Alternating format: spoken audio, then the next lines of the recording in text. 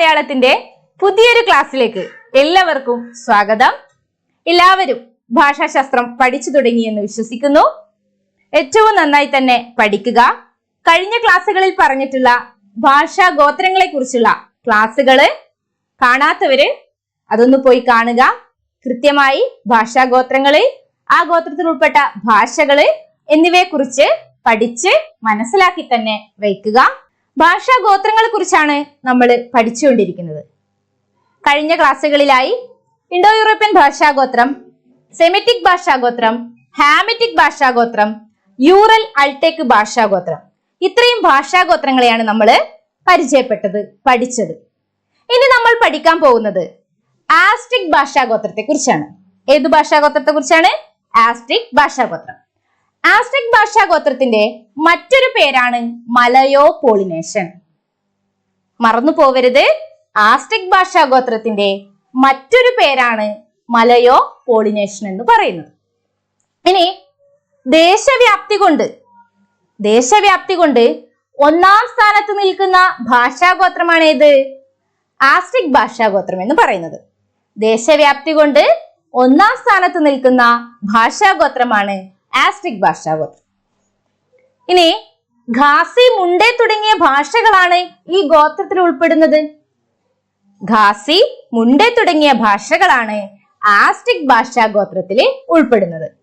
മറന്നു പോവരുത്, നമ്മള് കഴിഞ്ഞ ക്ലാസ്സുകളിലായിട്ട് 4 ഭാഷാഗോത്രങ്ങളെ കുറിച്ച് പഠിച്ചിട്ടുണ്ട്. ആ ഭാഷാഗോത്രങ്ങളിൽ ഉൾപ്പെടുന്ന ഭാഷകൾ ഏതൊക്കെയാണെന്ന് മനസ്സിലാക്കിയിട്ടുണ്ട്. പുതിയൊരു ഭാഷാഗോത്രത്തെയും അതിൽ ഉൾപ്പെടുന്ന ഭാഷയെയും കുറിച്ചാണ് ഇപ്പൊ നമ്മൾ പഠിച്ചത്. ഭാഷാഗോത്രങ്ങളിൽ ഉൾപ്പെട്ട ഭാഷകൾ തമ്മിൽ പരസ്പരം മാറിപ്പോവാതിരിക്കാൻ ശ്രദ്ധിക്കുക, ഉറപ്പിച്ച് പഠിക്കുക, കൃത്യമായി നോട്ട് എഴുതി തന്നെ നിങ്ങൾ പഠിക്കുക, മനസ്സിലാക്കുക. അപ്പൊ നമ്മളിപ്പോ പറഞ്ഞത് ആസ്റ്റിക് ഭാഷാഗോത്രത്തെ കുറിച്ചാണ്. മലയോ പോളിനേഷ്യൻ എന്നുള്ളതാണ് ആസ്റ്റിക് ഭാഷാഗോത്രത്തിന്റെ മറ്റൊരു പേര് എന്ന് പറയുന്നത്. അതുപോലെ ഖാസി, മുണ്ടേ തുടങ്ങിയ ഭാഷകളാണ് ഈ ഗോത്രത്തിൽ ഉൾപ്പെടുന്നത്. പ്രചാരത്തിൽ ദേശവ്യാപ്തി കൊണ്ട് ഒന്നാം സ്ഥാനത്ത് നിൽക്കുന്ന ഗോത്രമാണിത്. നമ്മള് ഏറ്റവും പ്രബലമായ ഗോത്രം ഏതെന്ന് പഠിച്ചിട്ടുണ്ട്? ഇൻഡോ യൂറോപ്യൻ ഭാഷാഗോത്രം എന്ന് പഠിച്ചിട്ടുണ്ട്. ഇപ്പൊ ഏത് ഒന്നും കൂടി പഠിച്ചു. ദേശവ്യാപ്തി കൊണ്ട് ഒന്നാം സ്ഥാനത്ത് നിൽക്കുന്ന ഗോത്രം എന്ന് പറയുന്നത് ആസ്റ്റിക് ഭാഷാഗോത്രമാണെന്ന് പഠിച്ചു. ഇനി നമുക്ക് തെക്കുകിഴക്കൻ ഏഷ്യാറ്റിക് ഗോത്രത്തെ പരിചയപ്പെടാം. ഏത് ഭാഷാഗോത്രാണ്? തെക്ക് കിഴക്കൻ ഏഷ്യാറ്റിക് ഗോത്രം. ഈ ഗോത്രത്തിന് മറ്റൊരു പേര് കൂടിയുണ്ട്. പേരറിയുന്നവരുണ്ടോ? ആ ഗോത്രത്തിന്റെ മറ്റൊരു പേരറിയുന്നവരുണ്ടോ? സിനോ ടിബറ്റൻ എന്നുള്ള ഭാഷാഗോത്രത്തിന്റെ മറ്റൊരു പേരാണ് തെക്കുകിഴക്കൻ ഏഷ്യാറ്റിക് ഗോത്രം എന്ന് പറയുന്നത്. സിനോ ടിബറ്റൻ ഗോത്രത്തിന്റെ മറ്റൊരു പേരാണ് തെക്കുകിഴക്കൻ ഏഷ്യാറ്റിക് ഗോത്രം എന്ന് പറയുന്നത്. ഇപ്പൊ നമ്മള് നേരത്തെ പഠിച്ചു ഏറ്റവും പ്രബലമായ ഗോത്രം എന്ന് പറയുന്നത് ഇൻഡോ യൂറോപ്യൻ ഭാഷാഗോത്രമാണെന്ന്. അതിനുശേഷം ദേശവ്യാപ്തി കൊണ്ട് ഒന്നാം സ്ഥാനത്ത് നിൽക്കുന്നത് ഏത് ഗോത്രാണ്? ആസ്റ്റിക് ഭാഷാഗോത്രമാണെന്ന് പഠിച്ചു.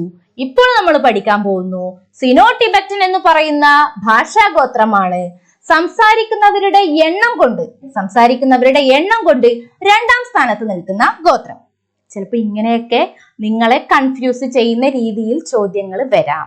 അതുകൊണ്ട് ഓർത്ത് വെക്കുക, സംസാരിക്കുന്നവരുടെ എണ്ണം കൊണ്ട് 2ാം സ്ഥാനത്ത് നിൽക്കുന്ന ഗോത്രം എന്ന് പറയുന്നത് സിനോ ടിബറ്റൻ ഭാഷാഗോത്രമാണ്.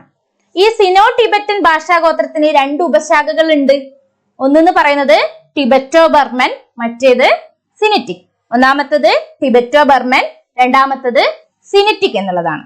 ഇനി ചൈന ഭാഷ ഏത് ഗോത്രത്തിലാ പെടുന്നതെന്ന് അറിയോ? തെക്കുകിഴക്കൻ ഏഷ്യാറ്റിക് ഗോത്രത്തിലാണ് ചൈന ഭാഷ പെടുന്നത്. ചൈനീസ് ഭാഷ തെക്കുകിഴക്കൻ ഏഷ്യാറ്റിക് ഗോത്രത്തിൽ ഉൾപ്പെടുന്നു.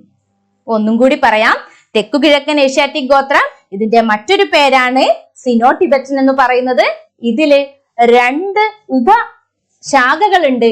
അതാണ് സിനിറ്റിക് എന്നുള്ളതും സിനോ ടിബറ്റോ ബർമൻ എന്നുള്ളതും. ടിബറ്റോ ബർമൻ, സിനിറ്റിക് എന്ന് പറയുന്ന 2 ഉപശാഖകൾ ചൈനീസ് ഭാഷ ഉൾപ്പെടുന്ന ഗോത്രമാണ് തെക്കുകിഴക്കൻ ഏഷ്യാറ്റിക് ഗോത്രം എന്ന് പറയുന്നത്.